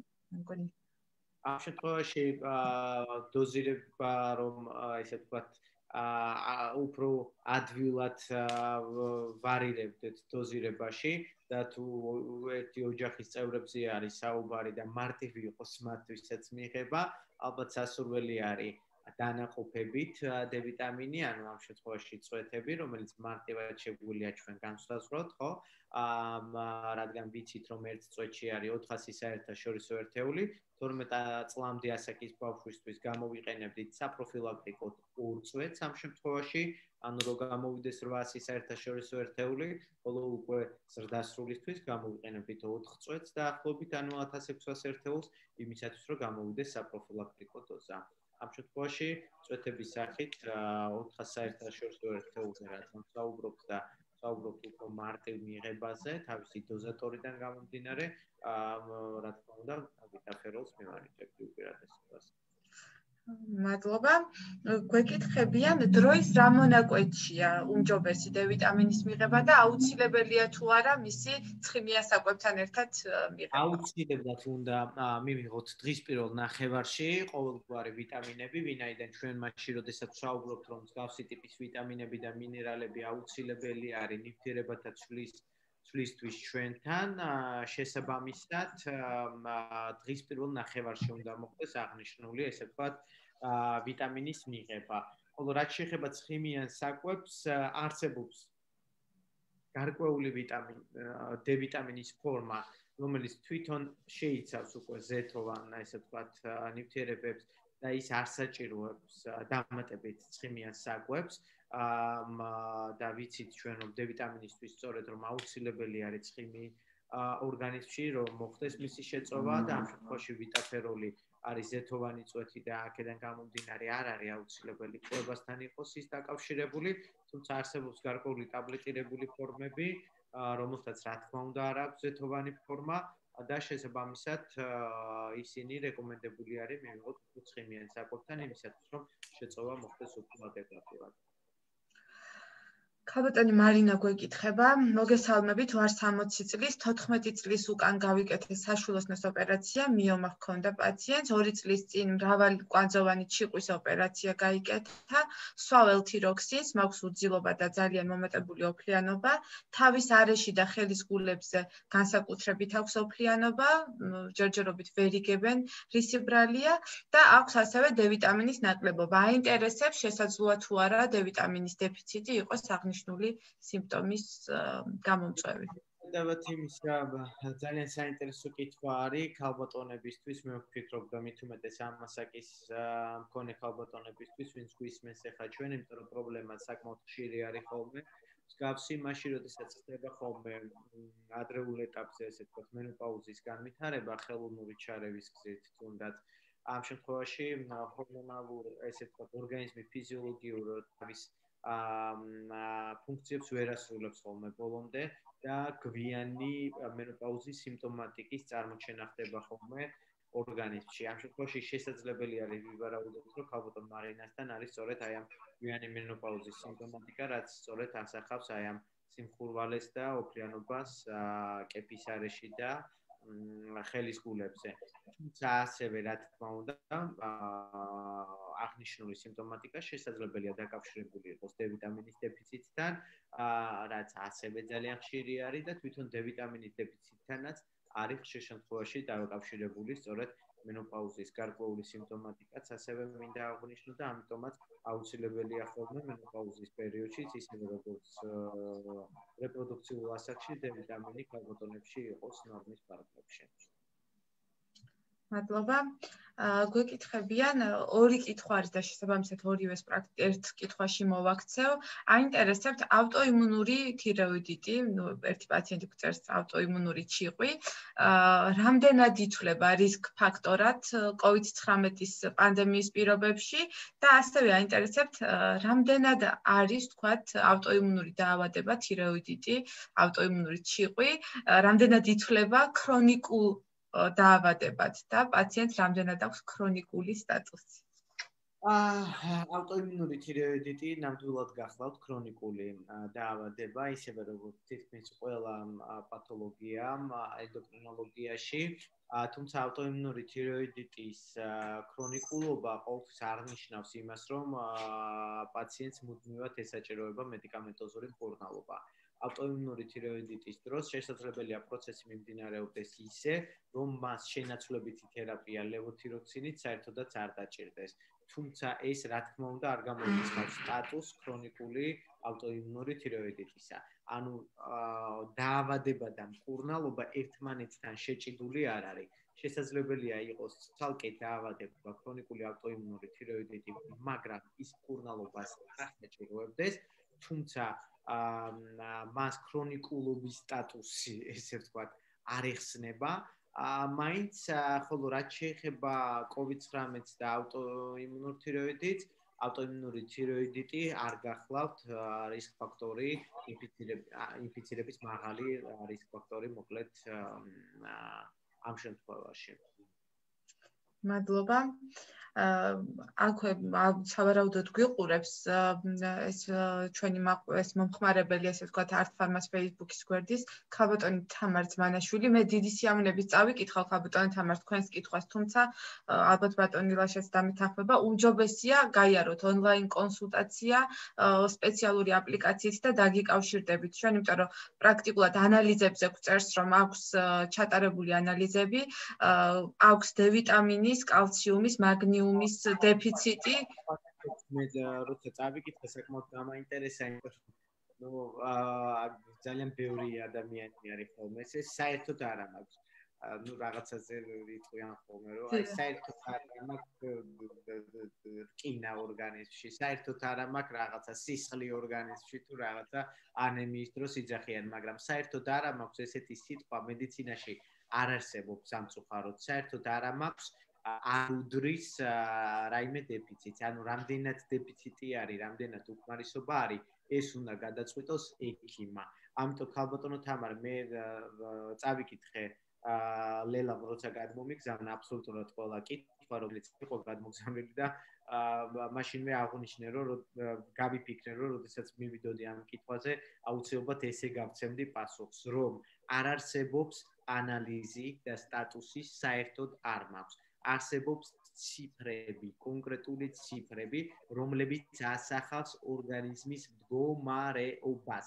შესაბამისად, საერთოდ არ მაქვს D ვიტამინი, საერთოდ არ მაქვს კალცი, ან საერთოდ არ მაქვს მაგნიუმი, ეს არ არის, ესე ვთქვათ, სწორი გამოთქმა თქვენი მდგომარეობის, ჯანმრთელობის მდგომარეობის.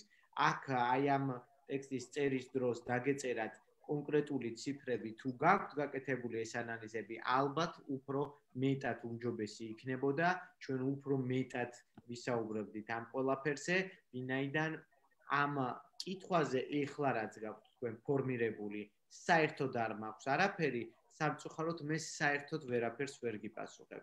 აქედან გამომდინარე, მე კიდე ერთხელ დავეთანხმები ლელას და მოგიწოდებთ იმაში, რომ Art Pharma's გვერდზე არის სპეციალური აპლიკაცია, live კონსულტაცია, online კონსულტაცია, რომელიც არის ასევე უფასო, ისევე როგორც არის ჩვენი ჩართვები და კითხვებზე პასუხის გაცემა და შესაბამისად თქვენ შეგიძლიათ იქ შეავსოთ აღნიშნული აპლიკაცია.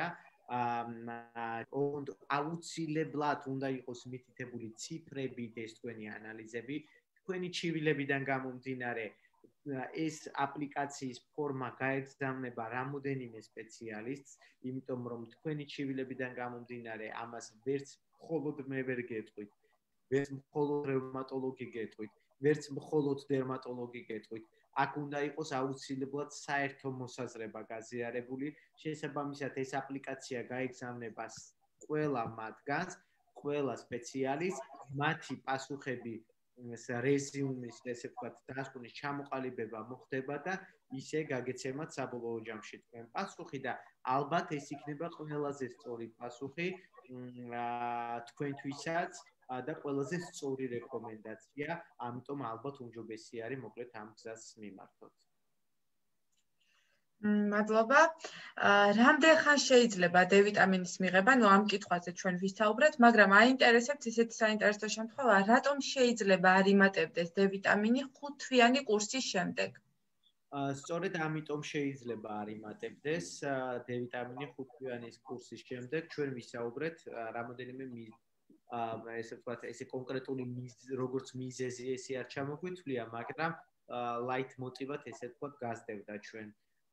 საუბარს რომ პირველი ის რომ თუ არის საპროფილაქტიკო დოზა დანიშნული, შესაბამისად ის საპროფილაქტიკო დოზა მოიხმარება ყოველდღიურად ადამიანის ორგანიზმის მიერ და დონე D ვიტამინის არ შეიძლება, შესაბამისად მისი მატება არ მოხდება, ამიტომ აუცილებლად უნდა იყოს სამკურნალო დოზა დანიშნული ამ დროს, ხოლო მეორე მიზეზი რატომაც არ შეიძლება ესე ვთქვათ, რატომაც შეიძლება რომ არ ადიოდეს D ვიტამინის მონაცემი ზემოთ არის რა, არის ის რომ ზაფხულის პერიოდში, ესე ვთქვათ, ზისხივების უფრო მეტი აქტივობა არის, აქედან გამომდინარე ორგანიზმის მოხმარება და გამომუშავება D ვიტამინის ბალანსდება, ხოლო ზამთრის პერიოდში მოხმარება ბევრად უფრო მეტი არის D ვიტამინის, ვიდრე ესე ვთქვათ, მისი გამომუშავება ორგანიზმის მიერ, ამიტომ კიდევ ერთხელ ვიმეორებ, რომ დოზირებასთან დაკავშირებული პრობლემა შესაძლებელია იყოს და მესამე, რაც ასევე ძალიან მნიშვნელოვანი არის, შეწოვასთან დაკავშირებული პრობლემა, იმიტომ რომ უკაცრავად არსებობს გარკვეული ესე ვთქვათ, D ვიტამინის ფორმები, რომელიც ესე უხეშად რო ვთქვათ, არიან ჯენერიკები, ანუ შემდგომ შექმნილი პრეპარატები და მათი ბიოეკვივალენტობა, ანუ ორგანიზმში მიერ შეღწევადობა აღნიშნული პრეპარატის არ არის დადასტურებული სხვადასხვა კვლევებით, რაც საკმაოდ მნიშვნელოვანი არის პრეპარატს, როდესაც ვყიდულობთ და ვიძენთ აი ეს ინფორმაცია აღნიშნულ პრეპარატზე და გარდა ამისა, ჩვენ აღვნიშნეთ, რომ D ვიტამინის შეწოვისთვის აუცილებელი არის ცხიმოვანი, ესე ვთქვათ, პროდუქტი ჩვენს ორგანიზმში, ანუ ცხიმიანი საკვები, აქედან გამომდინარე თუ ჩვენ აბების სახით ვიღებთ D ვიტამინს და მას ავღებულობთ ცხიმიან საკვებთან ერთად, შესაძლებელი არის ამან აღმოგვცეს კარგი ეფექტი, მაგრამ თუ ზეთოვან წვეთებს ვღებულობთ, ამ შემთხვევაში რომ ეს სავარაუდოდ არის დოზირებასთან დაკავშირებული პრობლემა. მადლობა. ქალბატონი ნონა გვეკითხება, ორი თვე გახდება 6 იანვარს, პოსტკოვიდური მდგომარეობა, ზუსტად ის სიტუაცია, რაზეც შესავალშივე ვისაუბრეთ. მაქვს ჩიყვი, კისტოვანი, ანალიზები არ ამიღია პანდემიის გამო, რისი ანალიზი დამჭირდება, მაქვს სახსრების ტკივილი და მაღალი წნევა დამჩემდა. ასევე გულზე სიმძიმის შეგრძნება, რას მირჩევთ ბატონო ლაშა? აქ აღნიშნული ჩივილები პოსტკოვიდურ პერიოდში ნამდვილად ძალიან რთულია, რაც შეეხება სახსრების ტკივილს, ეს შესაძლებელია იყოს დაკავშირებული, რა თქმა უნდა, მიკრონუტრიენტების და ვიტამინების დეფიციტთან, იგივე D ვიტამინის დეფიციტთან, კალციუმი, მაგნიუმი, თუთიის დეფიციტთან, ამიტომ სასურველი არის ახლა ბატონო ნონას ასაკი სამწუხაროდ არ ვიცი, მაგრამ ასაკობრივადაც შეიძლება ეკუთვნოს კიდევაც კალციუმის პრეპარატების და D ვიტამინის გამოყენება და პოსტკოვიდურ პერიოდში, რა თქმა უნდა, ეს კიდევ უფრო ერთიურად გაზრდილი უნდა იყოს. რაც შეეხება მაღალ არტერიულ წნევებს, სამწუხაროდ აღნიშნული პრობლემაც არის ხოლმე ხშირ შემთხვევაში პოსტკოვიდურ პერიოდთან დაკავშირებული, რაც დაკავშირებული არის იგივე მაგნიუმის დეფიციტის არსებობასთან, თუმცა ხშირ შემთხვევაში მიოკარდიუმის, ესე ვთქვათ, გულის კუნთის, ესე არაგამართულ მუშაობასთანაც არის დაკავშირებული, რაც ხშირად გამოწვეული არის COVID-ის არსებობის პერიოდში მიოკარდიტების არსებობით, ანუ გულის კუნთის ანთებითი პროცესის არსებობით, ამიტომ სასურველი არის ერთხელ მაინც კარდიოლოგთან კონსულტაცია გაიაროს, ხოლო რაც შეეხება სხვა ჩევილებთან დაკავშირებით, მე შემიძლია ვურჩიო მას, რომ ანუ ის პრეპარატები, რაც ჩვენ ვსაუბრობთ, ანუ იგივე D-ვიტამინი, თუთია და მათთან ერთად კალციუმი, მაგნიუმი, ამ შემთხვევაში იყოს გამოყენებული მიერ იმისათვის, რომ ის სიმპტომატიკა უფრო ესე ვთქვათ შენელდეს და შევსებუქდეს პოსტკოვიდური მდგომარეობა.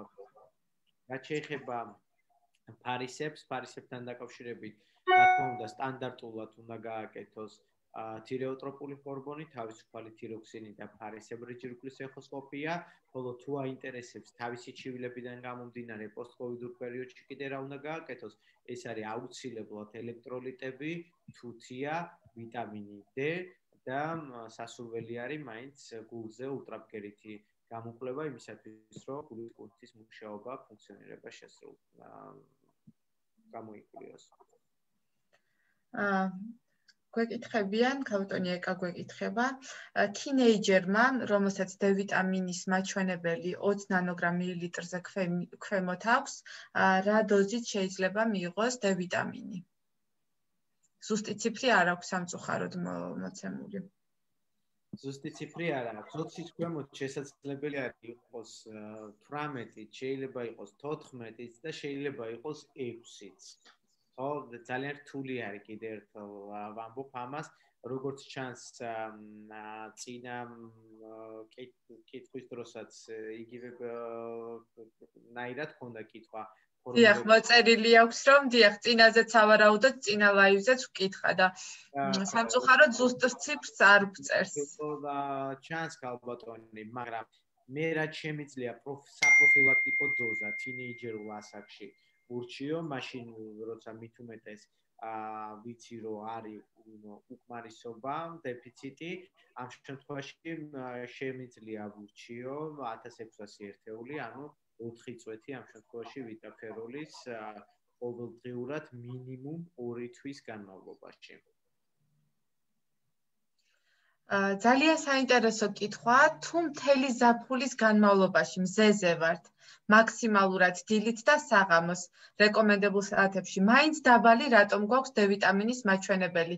ზამთარში 9 და 14 მაჩვენებელზე გვეკითხება. ოჯახის ყველა წევრს გამოდის, რომ მიუხედავად მზეზე ყოფნისა, ყველა მოკლებლივ უნდა მივიღოთ მთელი ზამთრის განმავლობაში D-ვიტამინი. დიახ, ჩვენ ვისაუბრეთ ლაივის დასაწყისში ამაზე, რომ D-ვიტამინის დეფიციტი განპირობებული არის ჩვენ სამყაროში ეკოლოგიური მდგომარეობით, შესაბამისად დაბინძურებული გარემო ხელს უშლით D-ვიტამინის წარმოქმნას. ჩვენს ორგანიზმში, ანუ იქიდან გამომდინარე, რომ სისხლების აქტივობა არსებობს, ხშირ შემთხვევაში ვიწვევით კიდეც სხვაზე, მაგრამ ის ჩვენთვის დადებითი სხივები ვერ ხვდება კანის სტრუქტურაზე, რამაც უნდა გამოიმუშაოს D-ვიტამინი. გარდა ამისა, მე არ ვიცი ამ ოჯახის წევრების, რა თქმა უნდა, სხეულის მასის ინდექსი, თუმცა რაც უფრო მაღალი არის სხეულის მასის ინდექსი, ანუ ჭარბიწონა და სიმსუქნე, შესაბამისად გამუშავება, ანუ მზის სხივების ეფექტიც კანზე ბევრად უფრო ქვეითდება და D-ვიტამინის გამომუშავება ორგანიზმში კიდევ უფრო ქვეითდება. შემდეგ მესამე რაც არის, ჩვენ არ უნდა გვესმოდეს ისე, რომ მზის სხივი რადგან მოხვდა კანზე, აუცილებლად უნდა გამომუშავდეს D-ვიტამინი. D-ვიტამინი რო გამომუშავდეს ჩვენს ორგანიზმში, ამას ჭირდება გარკვეული პროდუქტები ჩვენს ორგანიზმში. შესაბამისად, ჩვენ თუ არა გვაქვს ის სწორი კვება, ბალანსირებული კვება, რაციონალური კვება, დღის განმავლობაში არ არის ორგანიზმში მცენარეული ცხიმები, ცხოველური ჩვენთვის დადებითი ცხიმები, ამ შემთხვევაში ომეგა-3 გულისხმობ, ხო, თევზის სახით მიღებული და ეს ყველა ესე ვთქვათ კომპონენტი არ დახვდა მზის სხივს ორგანიზმში, რომელიც აუცილებელი არის D-ვიტამინის წარმოქმნისთვის, რა თქმა უნდა, D-ვიტამინი არ წარმოიქმნება, ხო? ეხლა ეს ძალიან მარტივი არის, ეხლა ჩვენ რო ვიყოთ მშენებლობის უფროსი და მუშებს ყოველდღე ვეჩუბებოდეთ იმას, რომ აბაშენოთ და მე როგორც მშენებლობის უფროსმა მათ არ მიუტანო აგური, ცემენტი და ქვიშა, ხო? ეხლა რამდენიც არ უნდა ვიყვირო, შესაბამისად ეს შენობა ვერ აშენდება, ხო? ამიტომ ის საშენი მასალა, რომელიც აუცილებელი არის D-ვიტამინის გამომშავებისთვის ორგანიზმში, უნდა არსებობდეს იმისათვის, რომ ზისხილების აქტივობა იმოქმედოს ჩვენს ორგანიზმზე. ფანტასტიკური მაგალითი მოიყვანეთ. არ შემიძლია არ დაგეთანხმოთ. ასევე ძალიან საინტერესო ორი კითხვა არის და ამ ორ კითხვასაც გავაერთიანებ, დიაბეტი და D-ვიტამინი. დიაბეტის მქონე პირთათვის რამდენად არის აი კონკრეტულად გვეკითხება ქალბატონი რომ ორმაგად რეკომენდებული არის დიაბეტის დროს D-ვიტამინის მიღება, გარდა ამისა ძალიან მნიშვნელოვანი კვლევები არსებობს იმასთან დაკავშირებით, ორსულებთან დაკავშირებით კონკრეტულად ორსულებაში D-ვიტამინის დეფიციტის განვითარება ხშირ შემთხვევაში იწვევს შემდგომში უკვე ნაყოფის ზრდასრულ ასაკში მეტაბოლური დარღვევების გამოწვევას, მათ შორის შაქრიანი დიაბეტის გამოწვევასაც, აქედან გამომდინარე ძალიან დიდი როლი ენიჭება მას აი ამის პრევენციასა და პროფილაქტიკაში, ხოლო რაც შეეხება თვითონ შაქრიანი დიაბეტის დროს D-ვიტამინის მიღებას, ის აუცილებელი არის გამოვიყენოთ სხვადასხვა მიზეზების გამო, ეს თუნდაც ერთ-ერთი გახლავთ ნერვული სისტემა, ნეიროპათიები, რა დროსაც D-ვიტამინს აქვს განსაკუთრებული მნიშვნელობა. და აქვე აინტერესებთ D-ვიტამინის დეფიციტი შესაძლოა თუ არა იყოს სიცხეში შაქრის ნორმის მაჩვენებელზე რაღაცა გარკვეული გავლენის მქონე. ესეთი კითხვა აქვს. D-ვიტამინის მაჩვენებელი არ განსაზღვრავს, რა თქმა უნდა, სიცხეში შაქრის დონეს, თუმცა D-ვიტამინის მაჩვენებელი განსაზღვრავს ძალიან ბევრ სხვა მაჩვენებელს, მათ შორის გემოგლობინის მაჩვენებელს ორგანიზმში, მათ შორის რკინის მაჩვენებელს, მათ შორის თირეოტროპული ჰორმონის მაჩვენებელსაც კი. ანუ ხშირ შემთხვევაში D-ვიტამინის დეფიციტი იწვევს აი ამ სხვა მაჩვენებლების დაქვეითებასაც, მაგრამ გლუკოზის მაჩვენებელზე სიცხეში რა თქმა უნდა არ მოხდებს. მე მგონი ყველა მნიშვნელოვან კითხვას გავეცით პასუხი, ვისაუბრეთ ძალიან მნიშვნელოვან და აქტუალურ საინტერესო საკითხებზე. მინდა კიდევ ერთხელ ძალიან დიდი მადლობა გითხრათ ბატონო ლაშა, იმისათვის რომ ყოველთვის მიუხედავად თქვენი ძალიან დატვირთული დღის განრიგისა, ნახულობთ დროს ერთვებით პირდაპირ ჩართვის ფარგლებში და ყოველთვის პასუხობთ ძალიან მნიშვნელოვან კითხვებს და აძლევთ დროულ ძალიან პრაქტიკულ რეკომენდაციებს ჩვენს მაყურებლებს. გისურვებთ ჯანმრთელობას, თქვენი ჯანმრთელობა ძალიან მნიშვნელოვანია და თქვენ ჯანმრთელობაზე ბევრი ადამიანის ჯანმრთელობაა დამოკიდებული და ჩვენს მოსახლეობასაც რა თქმა უნდა, ვუსურვებთ ჯანმრთელობას და იმ მნიშვნელოვანი რეკომენდაციების დაცვას, რომელზეც დღესაც და არაერთხელ ვისაუბრეთ Live Med-ის ფარგლებში. ძალიან დიდი მადლობა კიდევ ერთხელ თქვენ ლელა, კომპანია Art Pharma-ს, მაყურებლებს, რომლებიც ესწრებოდნენ ჩვენ live-ს დღეს, მაყურებლებს, რომლებმაც გამოაგზავნეს კითხვები. მეც მინდა გისურვოთ ასევე ჯანმრთელობა, როგორც თქვენ, ასევე მთელ საქართველოს და გისურვოთ 2021 წელი ყოფილიყოს ესე ვთქვათ პანდემიის გარეშე წელი და მალე დამთავრებული იყოს აღნიშნული ყველაფერი მოკლედ მე ვუსურვებ საქართველოს და მსოფლიოს პანდემიისგან მალე დაეღწიოს თავი, ყოფილიყოს მშვიდობა, ჯანმრთელობა და ყველაფერი კარგად იქნება.